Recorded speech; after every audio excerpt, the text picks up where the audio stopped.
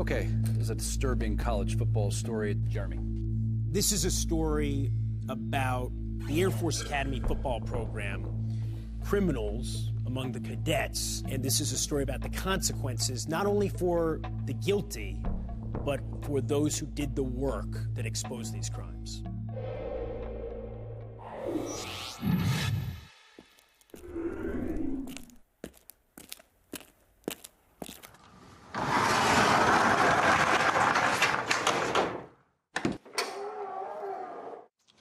This is our service dress or service top. This is our more formal attire.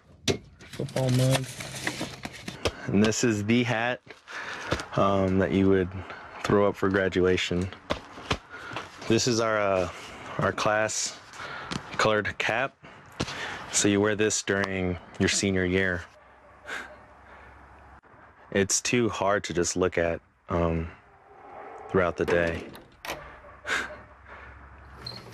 And I'm just not there yet.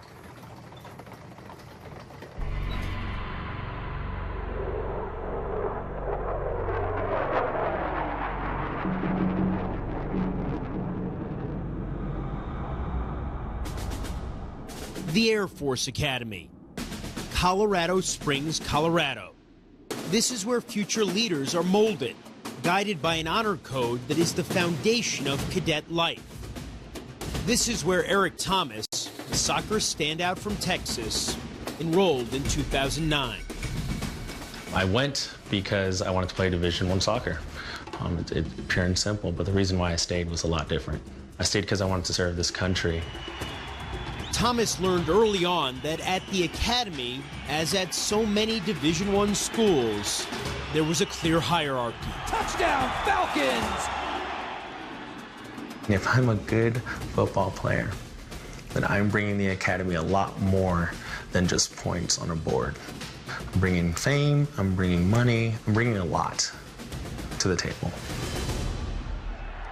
In October 2010, after Air Force defeated Navy at Falcon Stadium, Thomas and some fellow cadets went to a party off campus to celebrate. At the party, several alleged crimes would take place, including sexual assaults and drug use. The Air Force's internal law enforcement agency investigated. An agent questioned several cadets who were present, including Thomas. As I gave him all the information I had concerning that party, he came to me and said, "You seem like a guy of character. You seem like a guy of honor. If you had the opportunity to change something, would you?" And so I saw that as an opportunity to make a change. Thomas says he agreed to become a confidential informant for OSI, the Air Force Office of Special Investigations. I knew of cadets that had been sexually assaulted before.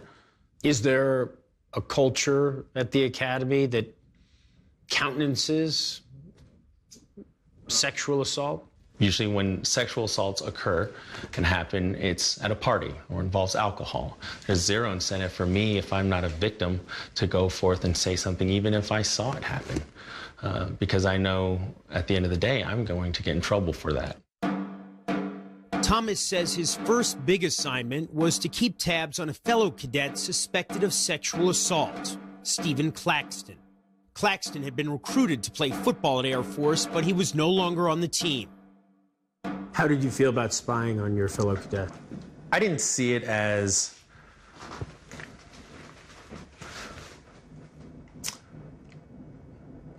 I saw it as protecting some cadets. A year later, November 4th, 2011, Thomas joined several fellow cadets, including Claxton, for a night out in Colorado Springs. An extremely intoxicated female, a former cadet, passed out. They brought her back to campus. We took her back to the squadron, and myself, Claxton, and another cadet laid her down, and the plan was to go find her fiance. Within minutes or seconds, we knew that Claxton wasn't with us, and so we went back to the room, banged on the door. We found the female laying there with her pants unzipped, and shirt pulled up, exposing her breast. And Claxton and I got in a fight. Claxton's a big guy, bigger than me. So he threw me around, held me down, choked me, and another cadet came, pulled him off of me. Thomas had stopped Claxton from raping the former cadet. He reported the incident to his squadron commander the next day. A few weeks later, Thomas was called to a meeting with OSI Special Agent Brandon Enos. When I started talking to him, I started realizing that he had a lot more information than just on that one sexual assault piece. And then he kind of started mentioning some things on the football team. Earlier that fall, Enos had interviewed a female cadet who said she'd been raped. Her case happened to be for a football player that sexually assaulted her, and she told us that there was nothing we could do about that. And I was like, wow, this is a team that is very hard to penetrate. Nobody ever wants to talk about it. On December 2nd, 2011, Thomas attended a party off campus with several football players. In documentation he provided to Enos, he described a bottle of liquor with a blue cap that was being poured only for females. The liquor was spiked with rohypnol, a drug used to incapacitate victims before they're sexually assaulted. And how many people were actively involved in trying to drug these girls? There's about 5 football players. Thomas says one of those players was star linebacker Jamil Cooks. What happened to the girls?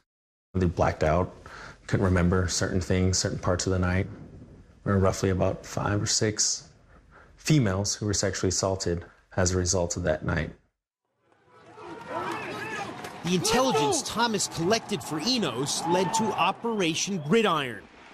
OSI began gathering information on the football team from as many as 6 confidential informants.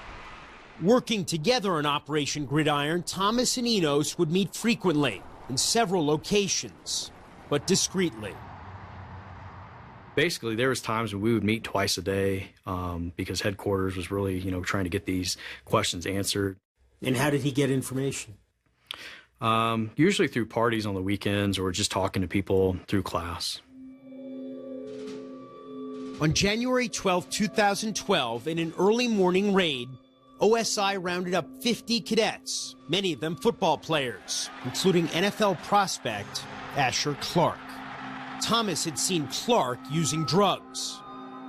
But Enos says the investigation encountered interference from Lieutenant General Michael Gould, the superintendent of the academy.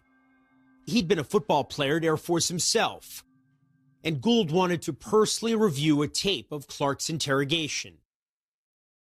The superintendent said, hey, there's a part in here where Asher Clark said he didn't do it. I said, that's about 2 minutes into the interview. He said, if you keep going, he actually confesses, and not only confesses, but draws a bong. But they're so hung up on trying to find a way out for him. In fact, he even called later and said, is there anything that we can do so he can graduate? Clark was disenrolled in May 2012, just before graduation. But Enos says General Gould continued interfering in investigations. When OSI requested permission to interview the football coaching staff about criminal activity on the team, Enos says Gould said no. Are football players at the Air Force Academy protected in a way that other students aren't? Oh, absolutely. I saw on numerous occasions where if it was just a regular cadet, nobody would have even batted a second eye. They would be like, oh, he's out. That zero tolerance policy, that applies to you. Just weeks after providing information that would lead to the disenrollment of the biggest football star at the academy, Thomas himself was in trouble. He was assessed 309 demerits for infractions such as leaving campus without authorization and drinking in the dorms. Thomas says they stem from his work as a confidential informant, including the night he prevented Stephen Claxton from committing a rape. Thomas was ordered to appear before a military review committee. And I was told how terrible of a cadet I was. I was told that I had a pattern of behavior that was unfit for military service, that I didn't care. And that was the biggest thing. They said I didn't care. And I couldn't say anything. about OSI. That's because his orders from OSI compelled him not to. Enos had planned to vouch for Thomas at the hearing, but at the last minute, he was ordered not to. No one from OSI came to Thomas's defense. April 2nd, 2013. So at 7 o'clock in the morning, my supervisor knocked on my door and tell me that I needed to go down to the superintendent's building to receive my disenrollment debrief. And I pleaded with General Gould to just allow me 20 minutes to explain what was happening and what was going on. And that request was denied, and I was told that I had to leave and be off the premises by 1800, so by 6 o'clock. Thomas's work contributed to the sexual assault convictions of 3 cadets, all connected to the football program: Stephen Claxton, Jamil Cooks, and Anthony Daniels. They were the first cadets convicted of sexual assault in more than 15 years. But Thomas was out, expelled, just 6 weeks before graduation. 8 months later, in December 2013, Thomas broke his silence. He told his story to the Colorado Springs Gazette. In response, the Air Force Inspector General's office launched its own inquiry. The information I found did not support that the bulk of the demerits were while he was working as a confidential informant. If he had been working as a confidential informant, when he amassed those demerits, would that make a difference in your mind about the fairness of his disenrollment? Probably not, because the OSI and the academy discipline system are 2 separate things. The OSI cannot and did not make any promises to Mr. Thomas as to any immunity or anything because of his work. This was a separate system that he was collecting the demerits on. I was outraged. Democratic Senator Kirsten Gillibrand of New York and Republican Senator John Thune of South Dakota called for a federal investigation after Brandon Enos, who was honorably discharged from the Air Force in September 2014, wrote a letter to Congress alleging that he and Thomas had been retaliated against.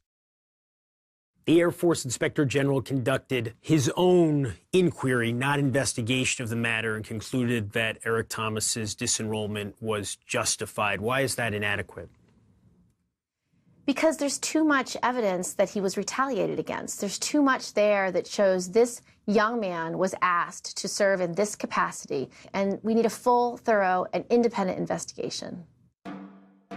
3 months after Eric Thomas was kicked out of the academy, General Michael Gould retired from the Air Force. He's now one of the 13 members of the College Football Playoff Selection Committee. He declined E60's request for an interview, but in an email he said he hopes ESPN will let this fabricated story fade away. I think we messed with the wrong people at the wrong time. Too much negative attention. Why would the Air Force Academy sacrifice a cadet who had tried to do the right thing? Doing the right thing comes at a cost. And I don't think the academy necessarily liked that. In August 2013, Michael Gould was replaced as superintendent by Lieutenant General Michelle Johnson. In 2014, she commissioned an inspection of the athletic department, but has declined to release the full results. Nothing in the inspection rose above the threshold of criminal activity to have follow-on investigations. So there wasn't anything really salacious, but it was a reinforcement of this leadership challenge that we have there. How bad was the situation under the previous administration? I don't know. I just know from August of 2013 going forward, there's a new sheriff in town. Johnson stands by the decision to expel Eric Thomas. With all that he had done for OSI and all the ways in which he could argue that he was denied due process, could a reasonable person here conclude that General Gould was retaliating against him by having him disenrolled because of what he had done to the football team? I really can't assess that. I just know from looking at the totality of his record He wasn't meeting the standards, aside from the contributions he made, which I acknowledge. I have to make that tough call a lot. There are people who we separate the day before graduation. I think just on the surface, it was a very, very harsh punishment, way more than what needed to be done. But I don't think what the Air Force realizes when they actually punished Eric Thomas, they sent a very, very bad message to all the cadets that you don't talk about sexual assaults, whether you're a victim or a witness, because you will not graduate. Thomas now lives in Rapid City, South Dakota. He's working at a nutritional supplement store. He still keeps one of his uniforms hanging in his closet, hoping that he might yet need it again. What do you want now for yourself? I want to graduate. I want to get my diploma. I want to get my commission. I want my name to be cleared, my paperwork to be cleared. That question's been asked is, knowing what you know now, would you go back and do it again? Well, we got 3 rapists out of the Air Force. So that means we prevented other rapes from occurring. So we saved some lives, yeah. Do it again.